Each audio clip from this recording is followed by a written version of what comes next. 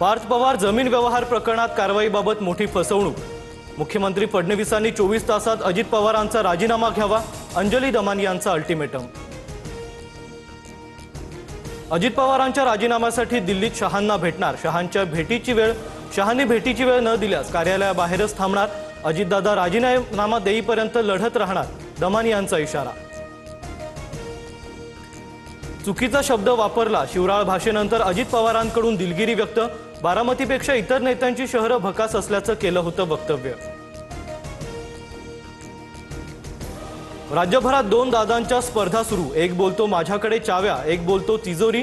यांना कुणाची मर्यादा राहिली नाही। ठाकरे गटाच्या सचिन आहेत यांची अजित पवारांसह चंद्रकांत पाटलांवर टीका।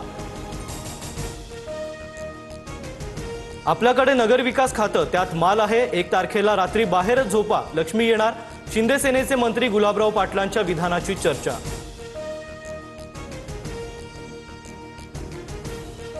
निवडणुकीत अशी भाषणं होत राहतात, मात्र कुणाला किती निधी द्यायचा हे मुख्यमंत्री उपमुख्यमंत्री तिघं मिळून ठरवतात।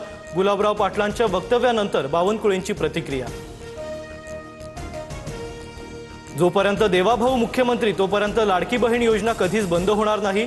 पालघरमधील प्रचार सभेतून फडणवीसांची ग्वाही। लाडकी बहीण योजना शिंदेंनीच आणली। सत्तेत आता 3 भाऊ असले तरी खरे मालक शिंदेच। नंदुरबारचे शिवसेना आमदार चंद्रकांत रघुवंशींच्या विधानानं महायुतीत वादाची शक्यता। महायुतीने एकत्र मिळून लाडकी बहीण योजना सुरू केली। अनेक अडथळ्यातूनही योजना सुरू राहिली आणि यापुढेही सुरू राहणार, उपमुख्यमंत्री एकनाथ शिंदेंकडून स्पष्ट। डहाणूतील विकास विरोधींची लंका आमचा भरत पेटवणार, मुख्यमंत्री फडणवीसांचं वक्तव्य। डहाणूत भाजपकडून भरत राजपूत उमेदवार तर शिंदे सेनेचे राजेंद्र माछी आमने सामने।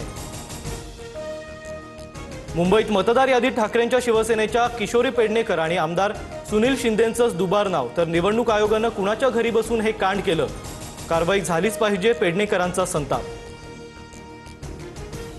IIT बॉम्बेवरून राजकारण पेटलं, केंद्रीय मंत्री जितेंद्र सिंह यांचं विधान सरकारच्या मानसिकतेचं प्रतीक। मुंबई संदर्भात पोटात साचलेली मळमळ बाहेर, राज ठाकरेंकडून समाचार, मनसेकडून IIT मुंबईची ही बॅनरबाजी। ठाणे महापालिकेच्या वेबसाईटवर नवी मुंबईची यादी, निवडणूक आयोगाचा घोळ समोर, मनसेच्या अविनाश जाधवांकडून पोलखोल। अजित पवारांच्या राष्ट्रवादीच्या उमेदवार उज्ज्वला थिटे यांच्या याचिकेवर आज पुन्हा सुनावणी। अनगर नगरपंचायती सूचकाची सही नसल्यानं थिटेंचा उमेदवारी अर्ज बाद। आदर्श निवडणूक कार्यक्रमाचा भंग झाल्याचा थिटेंच्या वकिलांचा दावा। अहिल्यानगरमध्ये काँग्रेस जिल्हाध्यक्षाला बेदम मारहाण, व्हिडिओ व्हायरल। छत्रपती शिवाजी महाराजांबद्दल अपशब्द वापरल्यानं मारहाण केल्याचं शिवप्रेमी चंदू आगेंचं स्पष्टीकरण, तर प्रदेशाध्यक्ष हर्षवर्धन सपकाळांकडून घटनेचा निषेध। राणीच्या बागेतील शक्ती वाघाचा मृत्यू, वीरमाता जिजाबाई भोसले उद्यानातील व्यवस्थापकाकडून हेळसांड झाल्याचा आरोप, तर शक्ती वाघ काही महिन्यांपासून निरोगी, आरोग्य तपासणीचा प्रश्नच येत नाही, प्रशासनाचं स्पष्टीकरण। सोलापुरात जिल्हा परिषदेच्या ग्रामपंचायत अधिकाऱ्याची आत्महत्या, वरिष्ठ अधिकाऱ्यांच्या त्रासाला कंटाळून जीवन संपवल्याचा कुटुंबियांचा आरोप, दोषींवर गुन्हा दाखल होईपर्यंत मृतदेह ताब्यात न घेण्याची भूमिका। पुण्यात पोलिसांकडून दहशत माजवणाऱ्या आरोपींची धिंड, कोयता गँगला भर रस्त्यात उठाबशा मारायला लावल्या, तर जळगावच्या 40 गावातही पोलिसांनी टवाळखोरांचा माज उतरवला। उपमुख्यमंत्री अजित पवार यांच्या ताफ्यातील वाहनाची धडक, महिलेचा उपचार मृत्यू। तेलगाव ते धारूर मार्गावर अजित पवारांच्या ताफ्यातील अग्निशमन पथकातील वाहनानं धडक दिली होती। साठी 1 लाखाची लाच घेतल्याचा प्रकार, लाचखोर शिक्षण उपनिरीक्षकाला रंगेहात पकडलं। घोटाळ्याची चौकशी करण्यासाठी SIT स्थापन केलेली असताना अद्यापही असे प्रकार सुरूच। दिल्ली बॉम्बस्फोट प्रकरणात 7वी अटक, आत्मघाती बॉम्बर उमरचा साथीदार NIAच्या अटकेत।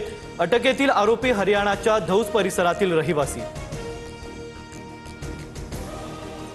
दक्षिण आफ्रिकेविरुद्धच्या कसोटीत भारताचा लाजिरवाणा पराभव, गुवाहाटी कसोटीत टीम इंडियाचा 408 धावांनी धुव्वा, कसोटी मालिका 2-0 ने गमावली।